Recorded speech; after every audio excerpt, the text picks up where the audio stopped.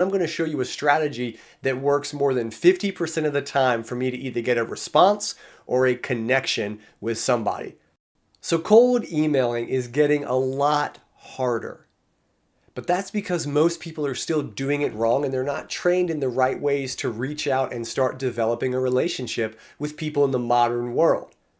You have to think your buyer is getting a ton of these types of emails all day long. And so, how do you stand out? How does your process stand out? And how are you going to start that relationship on the right foot?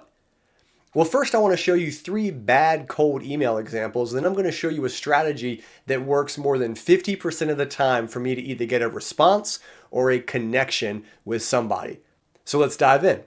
So this first email, as you can see right now, the subject is Brian, I chose you, and exclamation. Right off the bat, if I see something like this, I'm going to know 100% it is a sales email and it's not going to be very personalized to me.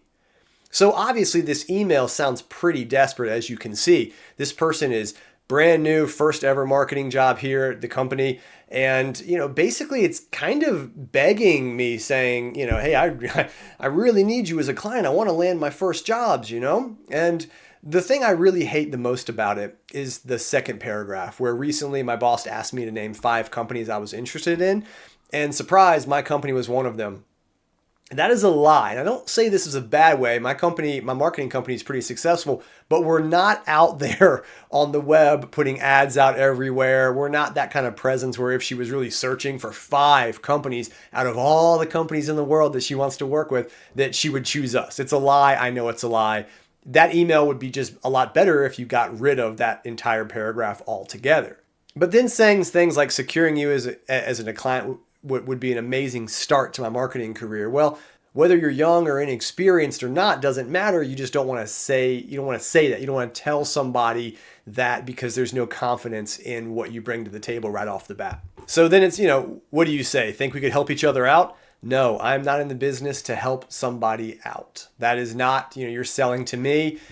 This email dies right away from the get-go, but it continues to stay dead at the very end with that last sentence. So you never want to do something like that.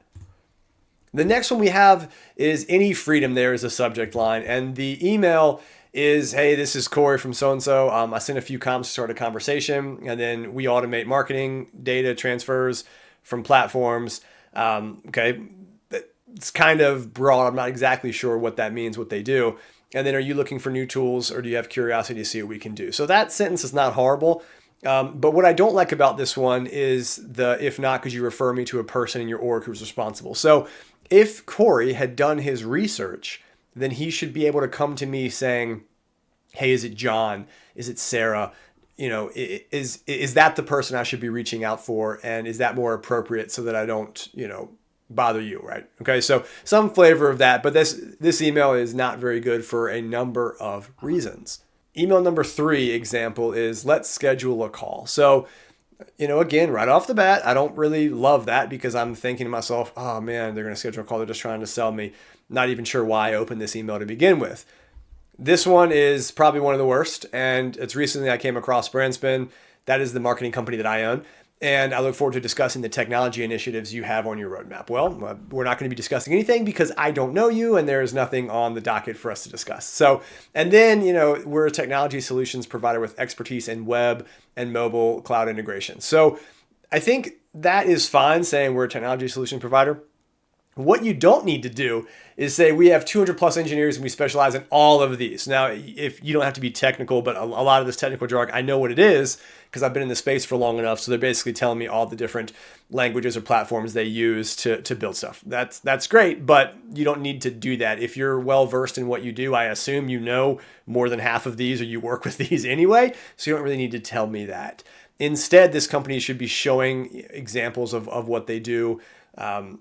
Portfolio pieces, whatnot, right? But then it gets even worse when it's please reply with one of the following. Share your, 1 through 5. So this to me is very, very markety, very, very non-personal. It seems very transactional. This is me. This is what we do. Please respond.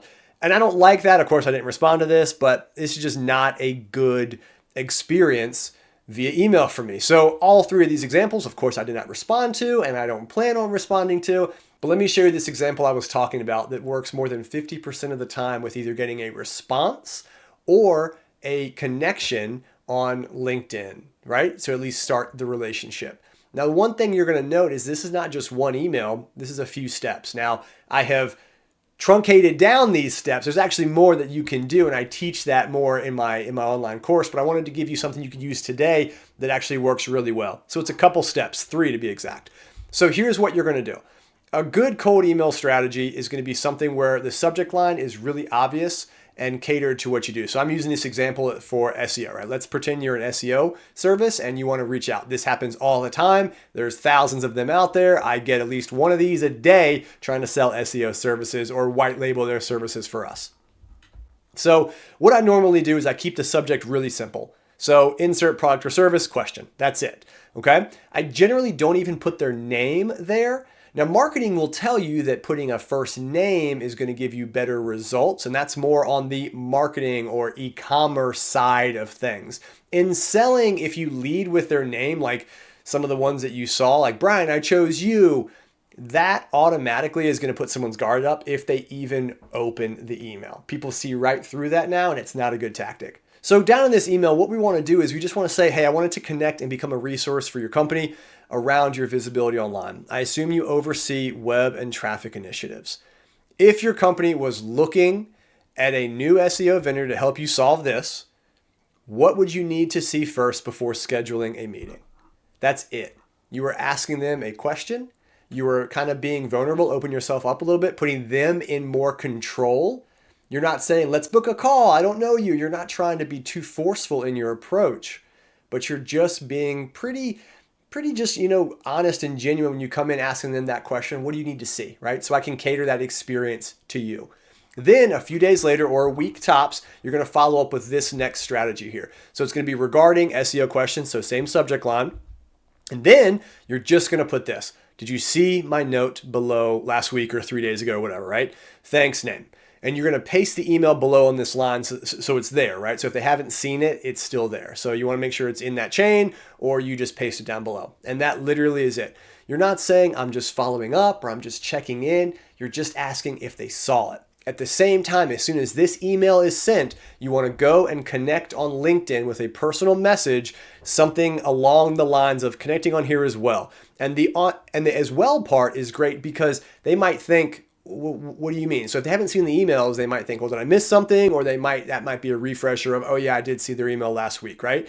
So I think that what we do can really help you. We put out a lot of great content in the space. So I wanted to make sure you saw it moving forward. Again, you're not saying, book a call with me, let's do this. You're just saying, follow me, let's connect. We put out a lot of great content and I want to make sure you don't miss it. And that's it, okay? So those 3 steps could lead to a lot better results for you, a lot more responses and a lot more connections to build those relationships on. Let me know how it works for you and if you have any questions. Now, again, you got to personalize this for what you do, and I can show you a lot of different ways of doing that. I just chose this one quick example, but if you can find a way to make it work for you, I think you'll get great results. I'll talk to you next time.